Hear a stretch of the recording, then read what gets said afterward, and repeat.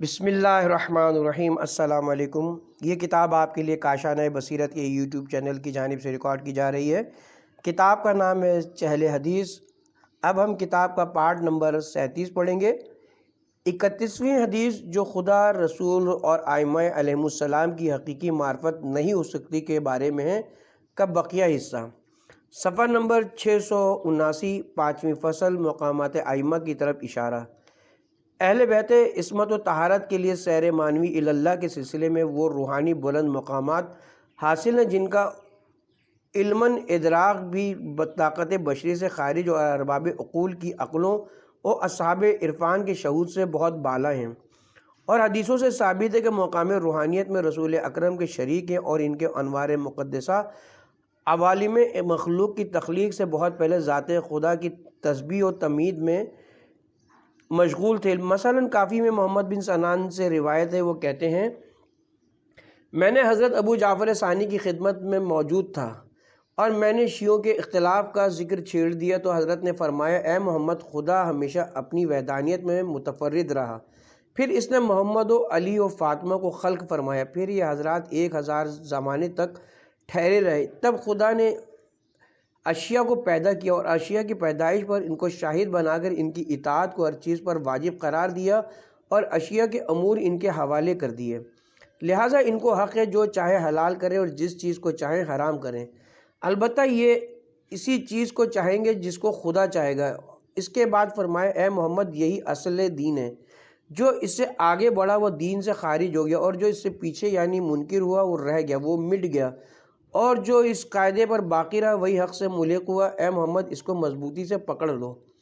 کافی ہی میں مفضل سے روایت ہے، وہ کہتے ہیں میں نے امام جعفر صادق سے عرض کیا، آپ حضرات زیر سایہ الہی کیوں کرتے؟ فرمایا، اے مفضل، ہم اپنے رب کے پاس اس وقت ایک ذلت خضرہ میں تھے جب کوئی بھی وہاں ہمارے علاوہ نہ تھا،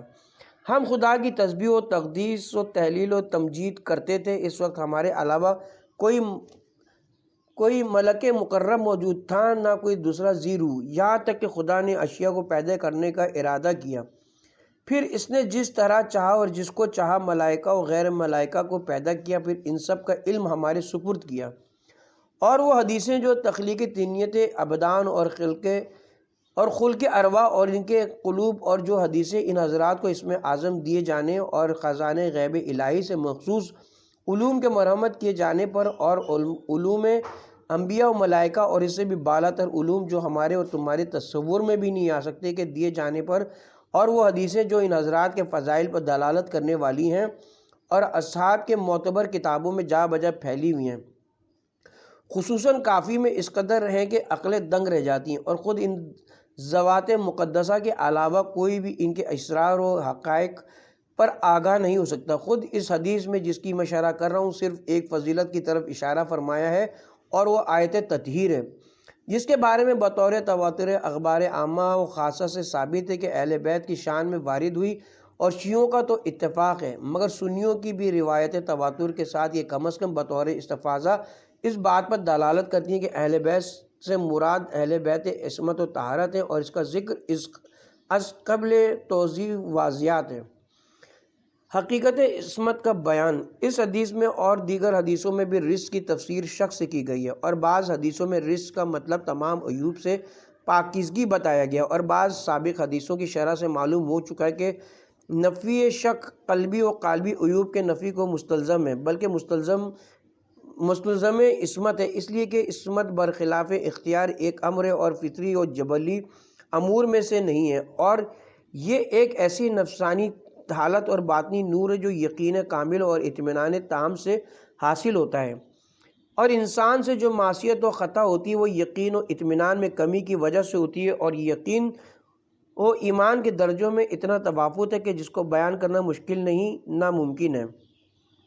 انبیاء کرام کو مشاہدہ حضوریہ جو یقین کامل اور اطمینان تام حاصل ہوتا ہے وہی ان کو معصوم بنا دیتا ہے۔ حضرت علی علیہ السلام کی یقین نے ان کو اس منزل تک پہنچا دیا تھا کہ فرماتے تھے، اگر مجھ کو تمام عالم اس شرط سے دے دیا جائے کہ چونٹی کے منہ میں جو دانہ ہے اس سلسلے میں اس پر ظلم کروں تو ہرگز نہ کروں گا۔ بہرحال شرک و شک کا زائل ہونا عالم طبیعت کے اغباس وار جات سے طاہر ہونا، غیر خدا کے تعلقات کی تاریکیوں سے اور قدورت انیت و انانیت کے دبیز پردوں کو ہٹا کر حق کی روشنی کا حصول اور انوار قدس الہی اور آیات تامہ ربوبی کے ذریعے ارادہ ازلیہ کے سبب رویت غیریت اور ان کا اپنے خلص و خالص بندوں کے لیے عطا فرمانا، یہ سب وہ مقامات ہیں جو وصف و بیان میں درست نہیں آ سکتے اور عنقائے مغرب کی طرح دست امید کی غیب ہویت اس کے جلال کی چوٹی تک نہیں پہنچ سکتی۔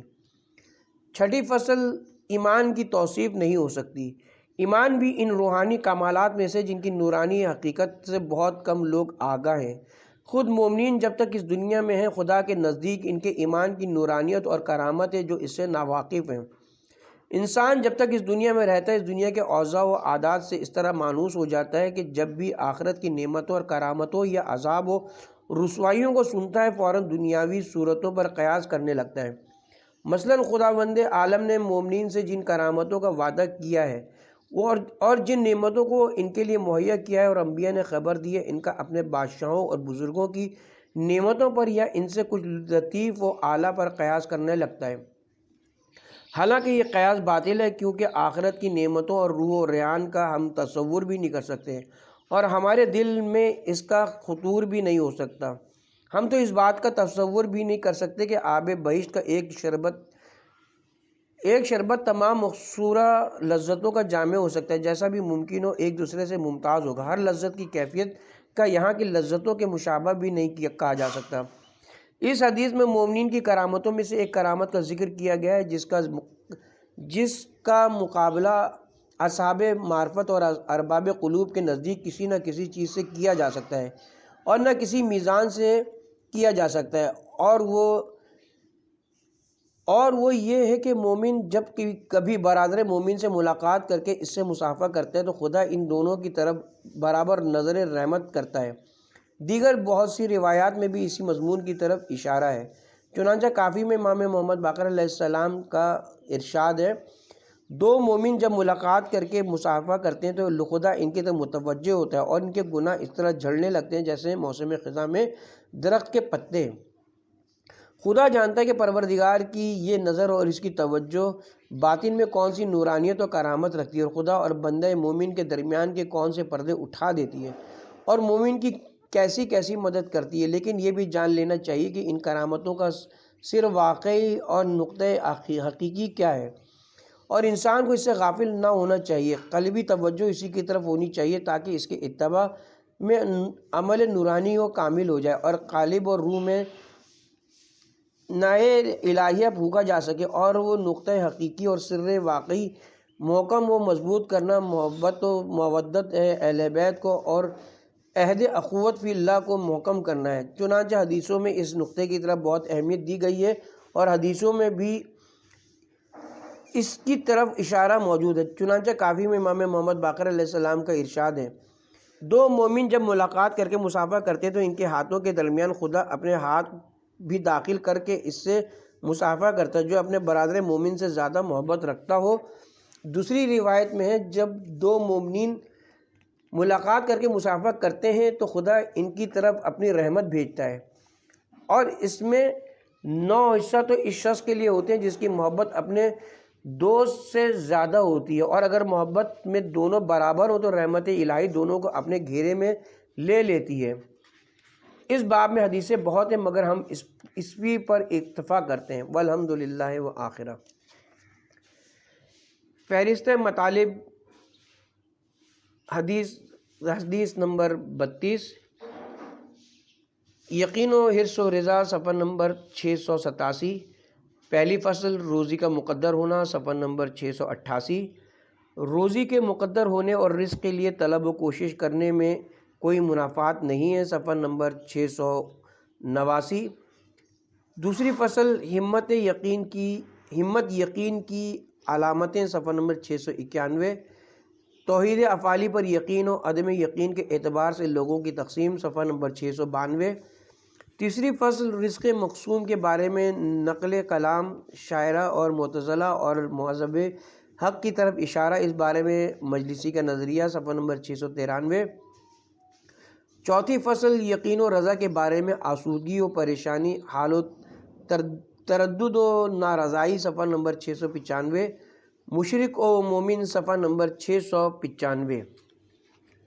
32ویں حدیث، صفحہ نمبر 687۔ امام جعفر صادق علیہ السلام نے ارشاد فرمایا، مسلمان مرد کے صحیح یقین کی علامت یہ کہ خدا کو ناراض کر کے لوگوں کو راضی نہ کرے، اور خدا نے اس کو جو نہیں دیا ہے اس پر لوگوں کی ملامت نہ کرے، اس لیے کہ حریص کی لالچ نہ رزق کو کھینچ کر لا سکتی ہے اور نہ کراہت کرنے والے کی کراہت اس کو واپس کر سکتی ہے۔ اگر تم میں سے کوئی رزق سے اس طرح فرار کرے جیسے موت سے فرار کیا جاتا ہے، تو اس کا رزق اس کو اس طرح پا لے گا جیسے موت اپنے مطلوب کو پا لیتی ہے۔ اس کے بعد حضرت نے فرمایا، خدا نے اپنے عدل و انصاف کے ساتھ راحت و آرام کو یقین و رضا میں اور رنج و غم کو شک و ناراضگی میں قرار دیا ہے۔ پہلی فصل، اس عبارت میں دو احتمال دیے گئے ہیں۔ نمبر 1، لوگوں کی شکایت و مذمت اس بات پر نہ کرے کہ انہوں نے اس کو عطا کرنا چھوڑ دیا ہے، اس لیے کہ یہ چیز قدرت و تقدیرات الہی کے ماتحت ہے، ممکن ہے خدا نے اس کی روزی ان عطایا میں قرار نہ دی ہو، اور جو لوگ اہل یقین ہیں وہ جانتے ہیں کہ یہ تقدیر الہی ہے، لہٰذا کسی کو ملامت نہیں کرنی چاہیے۔ یہ احتمال جناب موقع کے فیض نے دیا ہے اور محدث خبیر علامہ مجلسی نے اس کو تقویت دی ہے۔ دوسرا احتمال بھی جناب فیض رحمۃ اللہ علیہ نے دیا کہ خدا نے لوگوں کو جو کچھ لوگوں کو نہیں دیا اس پر ان کی ملامت نہ کریں، کیونکہ خدا نے لوگوں کو عطیے میں مختلف قرار دیا ہے، اس میں کسی کی ملامت نہیں کرنی چاہیے۔ یہ اس روایت کے مانند ہے جس میں فرمایا ہے، اگر لوگوں کو پتہ چل جائے کہ اس نے مخلوق کو کس طرح پیدا کیا تو کوئی کسی کی ملامت نہ کرے۔ علامہ مجلسی فرماتے ہیں، اس احتمال کا بعید ہونا پوشیدہ نہیں ہے، خصوصاً اس علت کو دیکھتے ہوئے میری نظر میں یہی دوسرا احتمال ہے جس کو علامہ مجلسی نے بعید قرار دیا ہے، پہلے احتمال سے زیادہ مناسب ہے، خصوصاً اسی تعلیل کی بنا پر جو ذکر کی گئی ہے، اس لیے کہ لوگوں کی فقیری اور تنگ دستی پر ملامت اسی وقت کی جا سکتی ہے جب رزق کا مسئلہ ان کے اختیار میں ہو اور صحیح کوشش سے وسعت ممکن ہو۔ اس وقت انسان کہہ سکتا ہے، میں نے صحیح کوشش کی لہٰذا تمنگر ہو گیا، تم نے نہیں کی لہٰذا فقیر رہ گئے، مگر اہل یقین جانتے ہیں رزق میں حرص و تحصیل کو کوئی دخل نہیں ہے، اس لیے دوسروں کو ملامت نہیں کی جا سکتی۔ تقدیر کے مطابق رزق نہ ملنے اور زیادتی رزق کی دعا دونوں قسموں کی روایتوں میں جمع ہے۔ جو حدیثیں اس بات پر دلالت کرتے ہیں کہ رزق سے مقسوم و مقدور ہے اور قرآنی آیات کی دلالت بھی اسی پر ہوتی ہے، وہ ان روایات کے منافی ہیں جن میں معیشت کے حاصل کرنے اور تجارت کرنے کی تاکید کی گئی ہے، بلکہ ترک تجارت کو مکروہ کہا گیا اور ترک تجارت پر ملامت کی گئی، اور جو لوگ طلب رزق کی کوشش نہیں کرتے ان کا شمار ان لوگوں میں کیا گیا جن کی دعائیں قبول نہیں ہوتیں اور خدا روزی نہیں دیتا ہے۔ اس قسم کی حدیثیں بہت ہیں، ہم بطور مثال صرف ایک حدیث کا ذکر کرتے ہیں۔ امام جعفر صادق علیہ السلام نے پوچھا، عمر بن مسلم کیا کرتے ہیں؟ میں نے عرض کیا، میں آپ پر قربان جاؤں، انہوں نے تجارت چھوڑ کر عبادت کو اپنا مشغلہ بنا لیا ہے۔ امام نے فرمایا، ان پر وائے ہو، کیا وہ نہیں جانتے کہ روزی نہ کرنے والے کی دعا قبول نہیں ہوتی؟ جب یہ آیت نازل ہوئی تو اصحاب کی ایک جماعت نے گھروں کے دروازے بند کر لیے اور عبادت میں مشغول ہو گئے اور کہنے لگے، اب ہمارے لیے کافی ہے۔ اس کی خبر رسول خدا کو ہوئی تو آپ نے ان کو بلوا کر پوچھا، تم لوگوں کو یہ کیا سوجھی؟ انہوں نے کہا، اے رسول خدا، اب تو خدا نے ہمارے رزق کی کفالت کر لی، لہٰذا ہم عبادت میں مشغول ہو گئے۔ حضرت نے فرمایا، تم میں سے جو ایسا کرے گا اس کی دعا قبول نہ ہوگی، تلاش معاش تم پر واجب ہے۔ ان روایات میں عدم منافات اس طرح ہے کہ طلب کے بعد بھی رزق اور دیگر امور سبھی دست قدرت میں ہیں۔ ایسا نہیں کہ ہماری طلب اور تلاش معاش مستقل طور سے حصول رزق کی علت ہو، بلکہ تلاش معاش فرض بندگی ہے۔ راہ امورگی ترتیب اور ظاہری و غیر ظاہری اسباب کا جمع کرنا، جن میں زیادہ تر بندوں کے اختیار سے خارج ہوتے ہیں، یہ سب تقدیر باری تعالیٰ پر موقوف ہے، لہذا جو انسان صحیح یقین اور مجاری امور پر مطلع ہوگا وہ تلاش معاش سے نہ رکنے کے ساتھ اور اپنے عقلی و شرعی فرائض کو انجام دینے کے ساتھ ساتھ اشتہائے کاذب کی بنا پر اپنے اوپر طلب کے دروازوں کو بند نہیں کرتا، اور اسی کے ساتھ ہر چیز کو خدا کی طرف سے جانتا ہے، کسی بھی موجود کو وجود اور کمالات وجود میں مؤثر نہیں جانتا۔ طالب و طلب و مطلوب سب اسی سے ہے، اور اس حدیث میں ہے صحیح یقین والا لوگوں کے عدم وسعت رزق پر ملامت نہیں کرتا، یعنی اگر لوگوں نے بمقدار معمول طلب کیا تو یہ بات قابل ملامت نہیں ہے، حالانکہ ایک گروہ کا ملامت کرنا جو فریضہ طلب کو پورا نہیں کرتے اس وقت تک رائج ہے جب تک ان کو طلب پر آمادہ کرے، جیسا کہ روایت میں اس کی مثال موجود ہے۔ مختصر یہ کہ یہ باب جبر و توفیق کا ایک شعبہ ہے، اس لیے جس نے اس کی تحقیق کی ہوگی وہ تو اس کی حقیقت پر مطلع ہو سکتا ہے، اس کی تفصیل ہمارے وظیفے سے خارج ہے۔ دوسری فصل صحیح یقین کی علامتیں۔ اس حدیث میں دو چیزوں کو یقین کی صحت و سلامتی کی علامت قرار دیا گیا ہے۔ نمبر ایک، خدا کی ناراضگی و غضب کے بدلے لوگوں کی رضامندی و خوشنودی نہ خریدے۔ نمبر دو، جو کچھ خدا نے ان کو دیا ہے اس پر لوگوں کی ملامت نہ کرے۔ یہی دو باتیں کمال یقین کا ثمرہ اور نتیجہ ہیں، اور ان کے مقابلے میں ضعف یقین اور ایمان کی کمزوری اور بیماری ہے۔ اس کتاب میں جہاں تک میرے بس میں تھا اور مناسب تھا میں نے ایمان و یقین اور ان کے نتائج کی شرح کر دی ہے، اور اس وقت بھی اجمالی طریقہ سے ان دونوں صفتوں کے صحت و سلامتی، یقین و وان کے مقابلات کے اوپر مرتب ہونے کو بیان کروں گا۔ یہ معلوم ہو جانا چاہیے کہ جو شخص لوگوں کی خوشنودی اور رضامندی کا طالب ہے اور اس کی پوری توجہ لوگوں کے دل جیتنے کی طرف ہے، اس کی وجہ صرف یہ ہے کہ وہ اس کو امور میں مؤثر سمجھتا ہے جو اس کے لیے مورود طمع ہے۔ مثلاً جو شخص دولت پرست ہے وہ ارباب ثروت کے سامنے ہمہ وقت سر تسلیم خم کرنے پر آمادہ رہتا ہے اور ان کی چاپلوسی کرتا رہتا ہے، اور جو لوگ طالب ریاست ہیں اور ظاہری احترام کے دلدادہ ہیں وہ اپنے مریدوں کی تملیک کرتے ہیں، ان کے ساتھ فروتنی برتتے ہیں، جس طرح بھی ہو ان کے دل کو موہ لینے کی کوشش کرتے ہیں۔ یہ چرخ نیلی نام اسی طرح دور و تسلسل ٹکر کھاتے رہتے ہیں۔ کمزور لوگ ارباب ریاست سے اور طالبان ریاست اپنے بیوقوف مریدوں سے تعلق کیا کرتے ہیں۔ اس سے صرف وہی لوگ مستثنی ہیں جنہوں نے نفسانی ریاضت سے خود اپنی تربیت کر لی ہے اور رضائے الہی کے طالب ہے، دنیا اور زیبائش دنیا سے کوئی دلچسپی نہیں رکھتے، ریاست میں خدا کی رضا کے طالب اور مرویثیت میں حق جو اور حق پسند رہتے ہیں۔ لوگوں کے دو طبقے ہیں۔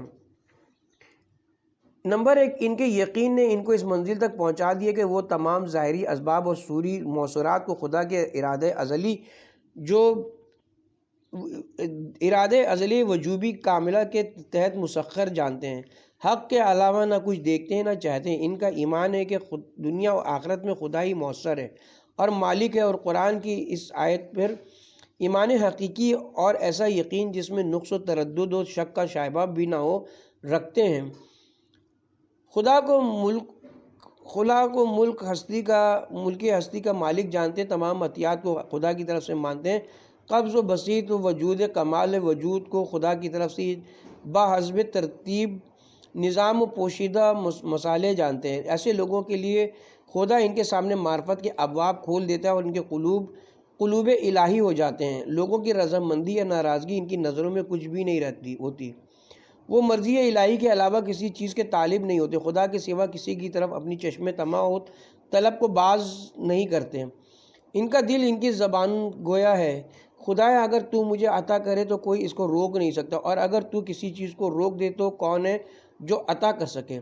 پس وہ لوگ اپنی آنکھوں کو لوگوں اور ان کی عطیات اور ان کی دنیا سے بند رکھتے ہیں اور ہمیشہ خدا کی طرف چشم نیاز کھول رکھتے ہیں،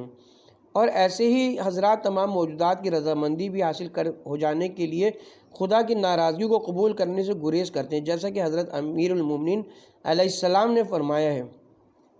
حالانکہ یہی لوگ باوجود یہ کہ خدا کے علاوہ کسی اور کے لیے کسی چیز کے قائل نہیں ہیں، تمام موجودات کو فقیر اللہ جانتے ہیں اور اسی کے ساتھ سب کو عظمت و رحمت و مہربانی کی نظر سے دیکھتے ہیں، اور کسی کو کسی بات پر ملامت نہیں کرتے سوائے اصلاح حال اور تربیت کے، جیسا کہ انبیاء بھی اسی طرح کرتے ہیں، کیونکہ انبیاء کرام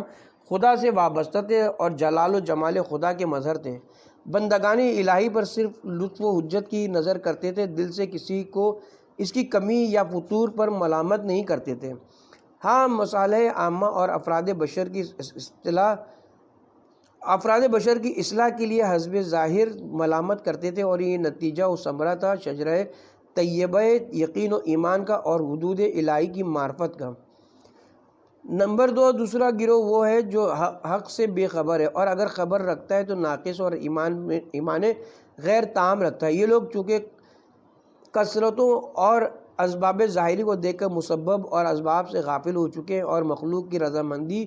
تلاش کرتے ہیں، اور کبھی ان کا حال یہ ہو جاتا ہے کہ بہت ہی کمزور مخلوق کی رضائیت کے طالب ہوتے ہیں اور خدا کی ناراضگی کے اسباب فراہم کرتے ہیں۔ چنانچہ کبھی تو اہل معصیت کی موافقت کرتے ہیں، یا وقت پر امر بالمعروف و نہی عن منکر کو ترک کر دیتے ہیں، یا باطل فتویٰ دیتے ہیں، یا بے موقع تصدیق یا تکذیب کر دیتے ہیں، یا مومنین کی غیبت کرتے ہیں، یا اہل دنیا کی توجہ موڑنے کے لیے اور ظاہری منصب پر فائز لوگوں کو اپنی طرف متوجہ کرنے کے لیے مومنین پر احترام لگاتے ہیں۔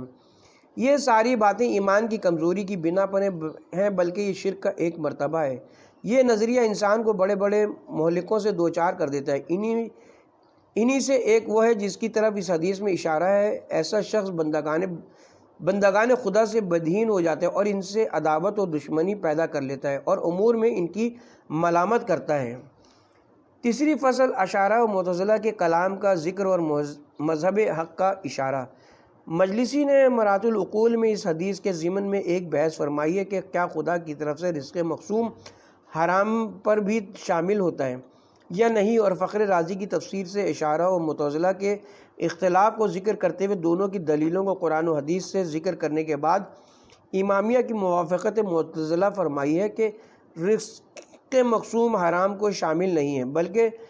صرف حلال سے مخصوص ہے، اور معتزلہ کی دلیلوں کو بعض آیات اور روایات کے ظواہر اور ظاہر لغت رزق سے جو اشاعرہ اور معتزلہ کا طریقہ ہے نقل فرمایا ہے۔ اور خود مجلسی نے کلام معتزلہ کو چونکہ مشہور امامیہ کے موافق پایا ہے، اس لیے معتزلہ کے اولا کو قبول فرمایا ہے۔ لیکن آپ کو معلوم ہونا چاہیے کہ یہ قضیہ بھی جبر و تفویض کا ایک شعبہ ہے، اور مذہب امامیہ اس میں نہ معتزلہ کے موافق ہے نہ اشاعرہ کے، بلکہ معتزلہ کا کلام تو اشاعرہ سے زیادہ بے معنی و لغو ہے۔ اس لیے اگر بعض متکملین امامیہ اس کی طرف مائل ہو گئے ہوں تو حقیقت حال و مال کی غفلت کی بنا پر ایسا ہوا ہے۔ چنانچہ پہلے بھی اشارہ کیا جا چکا ہے کہ جبر و تفویض کا مسئلہ بہت محمل اور غالباً فریقین کے ہاں بھی نہ صرف مجمل ہے بلکہ محل نزاع میزان صحیح کے مطابق تحریر نہیں کیا گیا۔ اس لیے اس مسئلے کا ربط مسئلہ جبر و تفویض سے کیوں کر ہے، شاید یہ بھی معلوم نہ ہو، حالانکہ یہ شاہ فرد ہے۔ خلاصہ یہ کہ اگر اشاعرہ کہتے ہیں کہ حرام و حلال دونوں مقسوم ہیں اور اس کو اس طرح کہتے ہیں کہ جو مستلزم جبر ہوتا ہے، یا معتزلہ کہتے ہیں کہ صرف حلال مقسوم ہے حرام مقسوم نہیں ہے اور اس طرح کہتے ہیں کہ مستلزم تفویض ہے، تو یہ دونوں باطل ہے اور ان کا فساد اپنی جگہ پر ثابت کیا جا چکا ہے۔ لیکن میں بحسب اصول مقررہ ممبرانہ حلال و حرام دونوں کو خدا کی طرف مقسوم سمجھتا ہوں، جیسے گناہوں کو بھی بتقدیر و قضاء الہی سمجھتا ہوں، لیکن اس طرح کے مستلزم جبر و فساد نہیں ہے۔ مگر چونکہ یہ کتاب دلیل و برہان کے لیے نہیں لکھی گئی ہے اور میں نے بھی اپنے سے یہ شرط کر لیے کہ مطالب علمیہ سے بحث نہ کروں گا، ویسے میں خود کو بھی اس کی حقیقت سے بے بہرا ہوں۔ یہ صاحب کتاب کی کثر نفسی مترجم، لہٰذا اس مقدار پر قناعت کرتا ہوں۔ واللہ الہادی۔ علامہ مجلسی نے اس حدیث کے ضمن میں ایک دوسری بحث بھی چھیڑی ہے، اور وہ یہ ہے کہ کیا خدا پر تمام بندوں کا رزق مطلقاً واجب ہے، یا جب وہ کسب و صحیح کرے تب واجب ہے۔ یہ ایک ایسا مطلب ہے جو متکلمین کے اصول کے مناسب ہے، لیکن برہانی میزان اور یقینی ضابطے کی بنا پر ان مباحث میں دوسری طرح رفتار اختیار کرنی پڑے گی۔ لیکن بہتر ہے کہ اس قسم کے مباحث میں کلام نہ کیا جائے، کیونکہ کوئی خاص فائدہ نہیں ہے۔ ہم اس سے پہلے اشارہ کر چکے کہ ارزاق کی تقسیم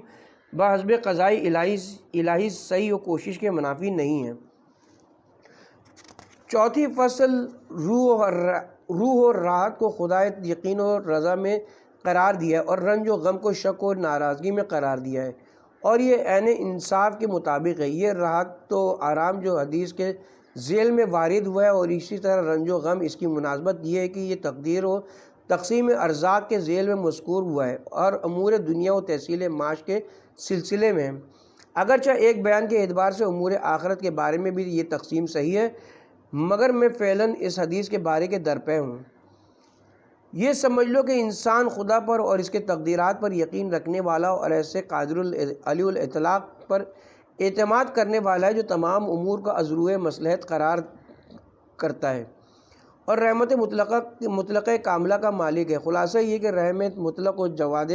مطلق ہے، اور جب ایسا یقین ہوگا تو اس کے سبب سے تمام مشکل امور آسان اور تمام مصائب سہل ہو جائیں گے، اور تحصیل معیشت کے سلسلے میں اس کی طلب اہل دنیا اور اہل شک و شرک کی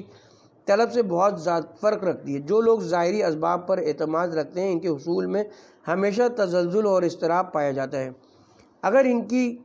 اگر ان کو کوئی صدمہ پہنچ جائے تو بہت ہی ناگوار گزرتا ہے، کیونکہ اس کو مسائل غیبیت سے گھرا ہوا نہیں جانتے۔ مختصر یہ ہے کہ جو شخص اس دنیا کے حاصل کر لینے کو اپنے لیے سعادت سمجھتا ہے، وہ اس کے حصول میں رنج و غم اٹھاتا ہے، اس کا راحت و آرام ختم ہو جاتا ہے، اس کا سارا وقت و ساری فکر اسی میں لگی رہتی ہے۔ جیسا کہ ہم خود بھی دیکھتے ہیں کہ اہل دنیا ہمیشہ تعب و غم میں ہیں، ان کے پاس قلبی و جسمانی راحت نہیں ہے۔ اسی طرح اگر ان کے ہاتھوں سے دنیا نکل جائے تب بھی بے انتہا رنج و غم میں مبتلا ہو جاتے ہیں، اور اگر کوئی مصیبت آ جائے تو تاب و تاواں کھو بیٹھتے ہیں اور حادثے پر صبر نہیں کر پاتے ہیں، اور یہ صرف اس وجہ سے کہ قضاء و عدل الہی میں شک و تزلزل رکھتے ہیں، اور اس کے ثمرے اسی قسم کے امور ہوتے ہیں۔ میں اس کی شرح کر چکا ہوں، لہٰذا اب تکرار نہ کروں گا۔ اب رہی یہ بات کہ ان آثار کا یقین و رضا پر مرتب ہونا اور ان کا شک و غضب پر مرتب ہونا جعل الہی سے، اور یہ جعل عادلانہ ہے، تو یہ اس پر موقوف ہے کہ خدا کی فعالیت تمام مراتب وجود میں بغیر اس کے کہ جبر محال لازم آئے نافذ ہے، اور اتمیت نظام وجود کے بیانی علت پر موقوف ہے، اور یہ دونوں چیزیں اس کتاب کے فرائض سے خارج ہیں۔ والحمدللہ اولا و آخرا۔